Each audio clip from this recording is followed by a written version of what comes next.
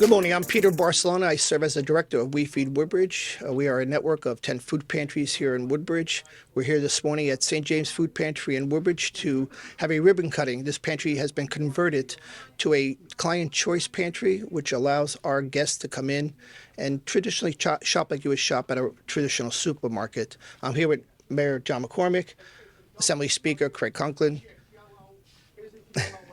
Mark Dingleson from the Office of Food Security Advocate, and Jennifer Postel from Replenish in New Brunswick. They're here to wish us well. I mean, we converted back in February this particular pantry from a traditional food pantry. It's going very well. Our volunteers love it. Our clients, our guests love it. So at this point, I'll toss it to Mayor. Well, thank you, Peter. So normally when we have a grand opening, we're touting new jobs in Woodbridge Township and our economy. We're touting cleaning up of an eyesore. We're touting a whole new opportunity for business in town and how great it is. But this is none of that. But yet this is, I think, the most fun grand opening I've been to in a long, long time because of what it means. I've been talking to the volunteers here. And by the way, thank you to all the ladies and gentlemen here who spend all this time working with people, getting them the food they want. This is amazing for our residents in need. No longer will they be given a bag and, it's potluck. You get half the things you like, half the things you don't. You wind up either giving back the half you don't like or you don't even use it or those products. But now you can come in and you're met with somebody who helps you and you walk you around. I watched it happening before. It's just amazing what this really means for our community. It's not the big showy grand opening that we're used to, but I'm having more fun here today than I think in any opening I've had in the last several years. We've got Peter Barcelona, who is the conscience of food insecurity in Woodbridge Township since 1992, when We Feed Woodbridge started. We have Craig Coughlin, who is the state leader of food insecurity. Craig's the reason why Mark is here, because in his series of bills that he passed many years ago as the Assembly Speaker, he focused on food insecurity. Think about that. An assemblyman, a state legislator who focuses on an issue that doesn't politically help him. It just helps him knowing what he's doing the right thing. A lot of legislators do things because it's good for them. They'll advance the causes of certain industries, certain businesses, certain constituencies, because when it comes time to run for office, they can go and say, hey, I helped you. Now I want you to donate to my campaign. Craig can't go out and find people in need and say, I'm having a fundraiser. Can you come out and support me? Because the people that are being helped here are not able to do that. But that's who Craig focuses on. He is the leader of food insecurity in the entire state of New Jersey. And the things he's done have basically changed people's lives for the better.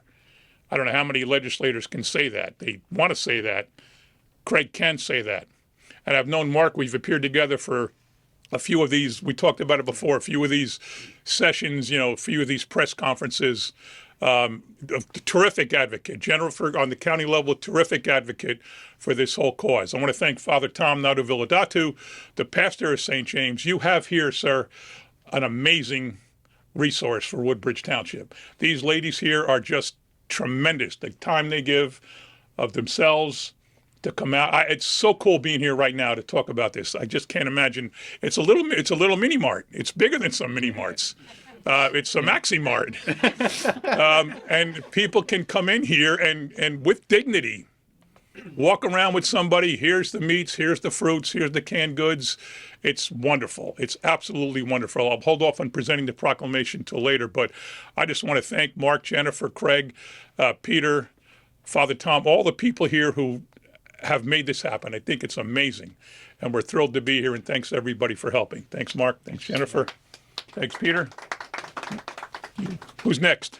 You want me to interview? I think I just introduced Craig. I said he's the primary advocate of food insecurity in the entire state of New Jersey. What more do you need to know about Craig Coughlin?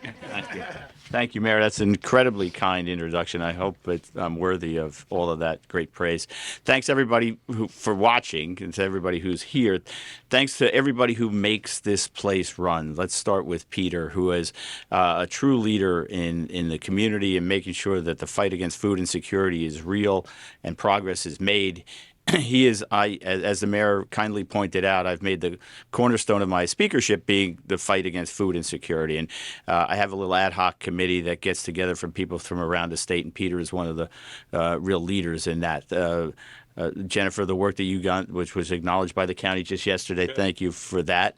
To Mark Dingleson, he is somebody who is recognized not just in the state but in the country as a leading food and security advocate. And I'm really proud that he's with us.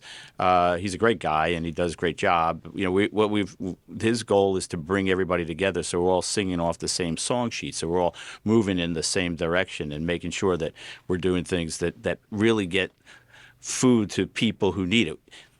We're going to beat food insecurity. We're going to beat hunger in the state of New Jersey because we don't have a food shortage. What we have is a challenge of getting food to people who are hungry and making sure that we get coordinated and making sure that we continue to find ways to deliver that is the thing that's going to make the difference. And so, Mark, I'm proud to say, I'm proud to say he is the only advocate, food insecurity advocate in the nation. I wish more states had that. But because of him, we have terrific leadership. And when you come to a place like this, and it's populated by the men and women who are here, volunteer all the day, they do it because they care. They do it because they want to make a difference in the community. And that's what food pantries do. They also offer us a remarkable opportunity. When you come to a place like this, and this is the way food pantries ought to look, so that when people come here, they don't feel like they're being given a handout. They feel like they're in a place where they're welcome. Probably people come here at their lowest point. Nobody wants to admit that they're food insecure. Nobody wants to admit that they don't have anything to eat. Nobody wants to say to the kids, we have to go to the food pantry. And so when they show up here, they're at their lowest point and probably not feeling really good about themselves. And then you come here. And it's a beautiful place with welcoming people, and it looks like a place that you maybe used to shop at. You know, too many people in the state of New Jersey are one paycheck away from being going from a donor to a food recipient. But when you come here and you're treated with dignity and you're treated with respect, and you get to pick what you want, as the mayor alluded, you know, so many times if you're just given something, then some of it doesn't really work. And particularly as we begin to recognize the different need for cultural food that is different from one place to another. This is also a remarkable opportunity to do something really magnificent.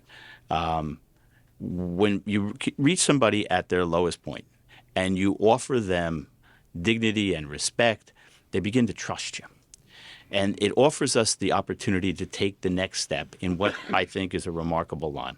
First, we meet you, and the folks here they'll trust you, and they'll help you. The next step is to help them. Help them begin to understand that it matters to eat nutritious food, and help them find a way to tie into the social services. We have a book in New Jersey, literally a book like this of social services. All those people, they're all entitled to those because we have, as a people, decided that's something that we were proud of and we were committed to and we want to use to make a difference in people's lives. So when you get somebody who you trust, and they're going to help you move through this process, perhaps get a job, and move you constantly along the line from going from somebody who is at their lowest point to somebody who has a job and now can give back by being a donor, you've changed their life. And when you change enough of those lives, you change the world. So to all of you, that's what you're doing here every day. You're changing the world, step by step, person by person. And that's what makes this journey, that makes their journey so much better and makes all of us better. This is a remarkable opportunity to help people. And that's why food insecurity is so critically important. The fight against it is so important. I don't think it's a governmental function. I think it's more of a moral obligation. We have an obligation to feed our neighbor. To the eternal question, Father, I guess you would agree, am I my brother's keeper? Of course you are. It's better for each of us. So a place like this brings dignity, it brings hope, it brings respect, and it makes a difference in people's lives. So please keep it up. I'm proud of what we've done at the state level. We have the highest level of SNAP benefits in the nation. We have committed. We took what was once a $10 million appropriation for food pantries throughout the state. It's now $85 million, and I'm not stopping yet. We've helped. We continue to help school children, not just in public schools, but in non-public schools as well, to get fed. We keep raising the percentage of the federal poverty level. We're going to continue to do that until everybody gets it. Universal school lunch is really critically important. Because what'll happen is there's a stigma that goes along with it, right? And to the extent you can eliminate that by having everybody, even the really rich kids, who will probably turn it down, but that's okay. We'll have an opportunity to make the kids who really need it take it. And so we'll continue that fight. President Biden said, if you want to, don't tell me about your values, show me your budget, and I'll tell you what your values are. Well, our budget will reflect the values that we really care about. Now, we're going to have challenges. There's all kinds of talk coming out of Washington. They've already cut the program that helps farmers take their produce and put it on the lunch table at schools. That's a problem. And that's not just bad policy, it's just wrong. So but we'll continue to fight through those fights. But I want to thank everybody for being here, Father. Thank you for being part of this. Thank you for all of you who volunteer here. Thank you for letting me be here today. I just think this stuff is really cool too. So thanks for letting me be part of it, and thanks for letting me talk about it too much. Thank you, Speaker. Now I'd like to introduce Mark Dingleson, the Executive Director of the New Jersey Office of Food Insecurity. Security. He would agree with you. Thanks, Peter. He would agree. Thank you. Let me first say thank you to Father Tom. Thank you for having us here. Thank you for your blessing in making this happening. Thank you to you guys as the volunteers, because there's nothing stronger than the heart of a volunteer. And you're what's going to make this run. Debatable if it's Peter that makes it run, but I think it's you. Thank you, Mr. Mayor, for all your support. It's a pleasure to see you again. And to this rock star over here, to Jennifer, for all the work that you do in the county. And I want to say thank you to you, Speaker. I want to emphasize to everybody that I have now met nobody with a position like mine, but I've met food security advocates from Maine, Nevada. I'm about to meet tomorrow the food security advocate for Massachusetts and Connecticut. So we all get together and we talk nationally about what we're supposed to do in this work. But I emphasize to my national colleagues, people say I'm the food security advocate. I'm not. He's the food security advocate. And I tell all my national colleagues, you really want to do this work and you really want to move the needle, especially from the policy level, you need to get yourself a Speaker Coughlin, because this work would be a lot harder without your advocacy for it. This place. Yeah, I mean it. Now let's talk about this place. The COVID-19 pandemic taught us a lot of things. I was running a place just like this in Paterson. And as a former Catholic missionary that was also doing this work in the slums in the Philippines, I know a little bit about this work. What the COVID-19 pandemic taught us is that our strategies and how we meet people needs to evolve just as fast as how food insecurity evolves. Because what your families that are coming to you for help are seeing today, it's not what they were experiencing yesterday, and it is not going to be what they're going to experience next week. So we have to evolve in a very daring and brave way, especially during this time when it's very hard to hope. But you guys and this place is hope.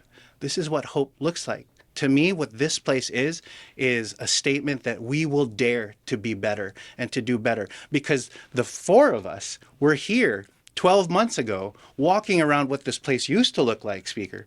And we were saying, oh my gosh, it is possible to create a place that doesn't just give food, but as the Speaker said, gives a little bit of dignity back to the people that are coming here. How different the world would be and the emergency feeding sector would be if what we focused on collectively is giving dignity back and then giving food.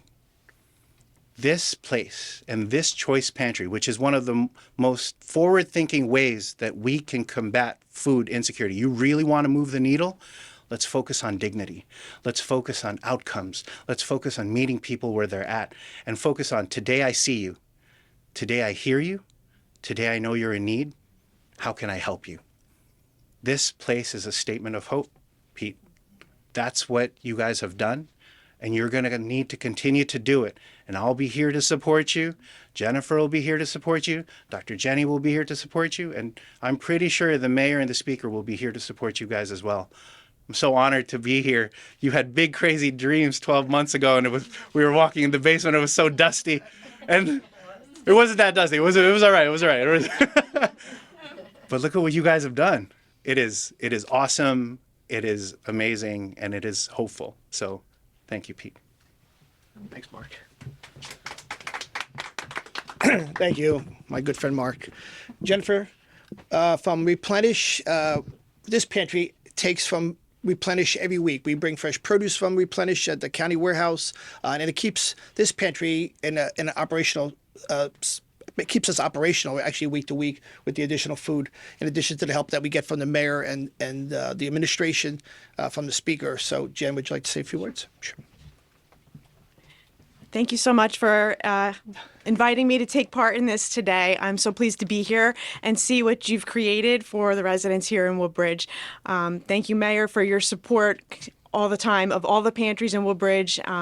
Speaker, your leadership, and Mark and Jenny and your team, Peter. So grateful to all of you for your dedication to supporting our neighbors who are struggling with food security.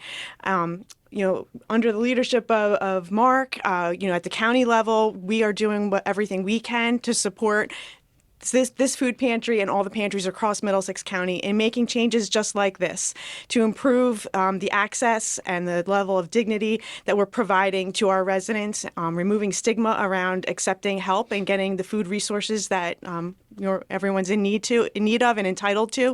So thank you to all the volunteers here and Peter for making this transition and change. I hope to use this as a role model for many of the other pantries across the county who are considering maybe making this change and letting them see what can be done in a small space, what can be done with a little hard work from volunteers and imagination of creativity of what can be done and how you can transition those spaces to provide the level of dignity and choice for our neighbors. So thanks again for including me here today. Thanks to all of you for your support and everything you're doing.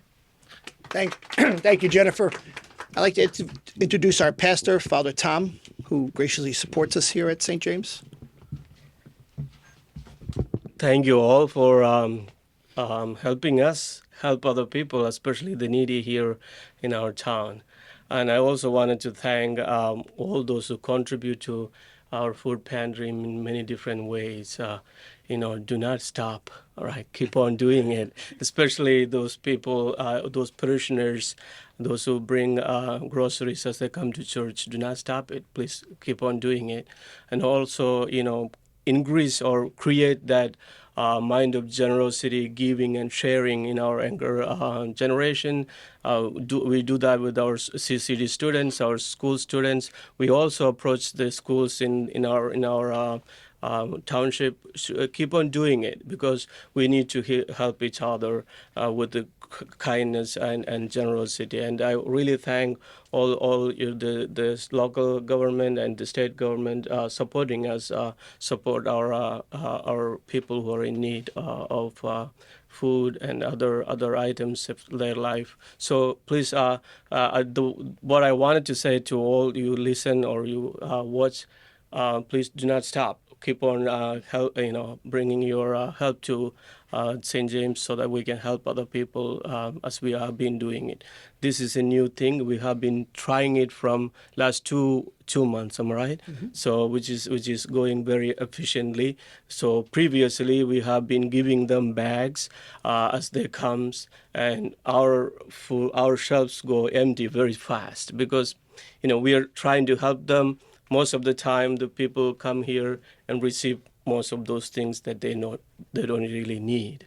So now they can come in and they can shop as they usually go to any other grocery stores, which already everyone has already explained, with a little more dignity and freedom they have, so which is beautiful. So I really thank all the government stepping in, and also all our parishioners and our citizens in the town.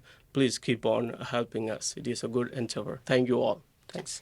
Can you just, if you don't mind, Peter, as I'm walking around, the lady was saying this came from Wegmans, that came from Not Just Bagels, that came from St. John's Food Pantry, Food Garden. Can you somebody give a quick summary of all the donors? Sure. As many as you can think of.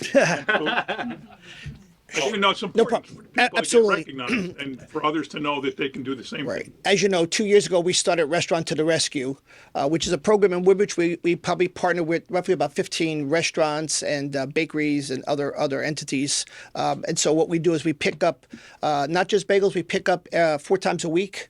The leftover bagels. We get food this pantry here gets food every Tuesday from Wegmans. Their leftover whatever produce, the refrigerated items. We pick up twice a month from ShopRite. I just had a conversation yesterday with the new Trader Joe's that's coming to Woodbridge. Oh, great. So we'll partner with Trader Joe's starting this summer. We partner with the Orsi's Bakery on a weekly basis. We partner with Mulberry Street, just a numerous restaurants.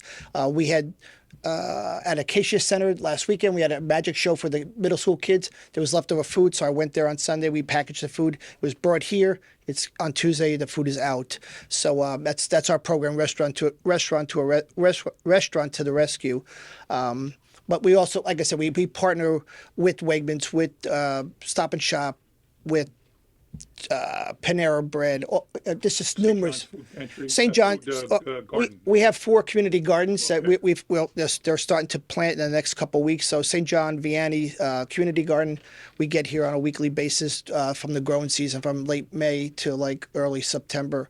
So yeah, we partner all over the place. Just wherever the food is, we make ourselves available to get it. And somebody can just reach out to you if they want. Yeah, they reach out to me at the health center all the time. Like Trader Joe's called me yesterday. I spoke with They somebody. called you? Yeah, somebody put them in touch with me, and I received a call from Trader Joe's. Not me, no, I didn't. And But go with it, let's go. yeah, there's a nonprofit in Bridgewater that knew of us here that I had worked with. So then they put me in touch with Trader Joe's.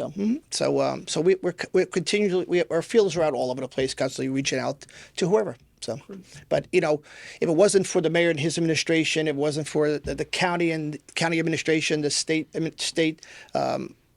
reaching out to others, it's like I always say, it's a community helping a community. It's people helping people, and that's what we're called to do, to give somebody the dignity and the respect that every human being deserves. It doesn't matter where they come from or what their background is. We're here, and our primary role is to serve the public. And you come here, we treat you, all our 10 pantries, we treat you with respect and dignity, and do what we can to, as the speaker said, lift them up to the next level. When they come here, outside today we have our mobile medical unit from Woodbridge. So if anybody comes here, they can get blood pressure screening. They can get any kind of medical screening. We pass on information if someone's not getting SNAP. We offer how to get SNAP, which is the Supplemental Nutrition Assistance Program, school lunch programs. So it's not only but here's a bag of food and good luck, be well. This here now we're wrapping services around, and meet people where they're at. People are struggling, and we want to meet them where they're at and to give them the services that are available to them at that point. So I think that's most important. Food is very important, but the other services that are to avail them of those other services, I think that's key to, as the speaker says, lifting people up and getting them to the next level, and hopefully to come back and donate back to us as they get on their feet. So we appreciate everybody for watching. We appreciate your time for coming out today on this Wednesday morning. And that's about, we'd call it a wrap. So.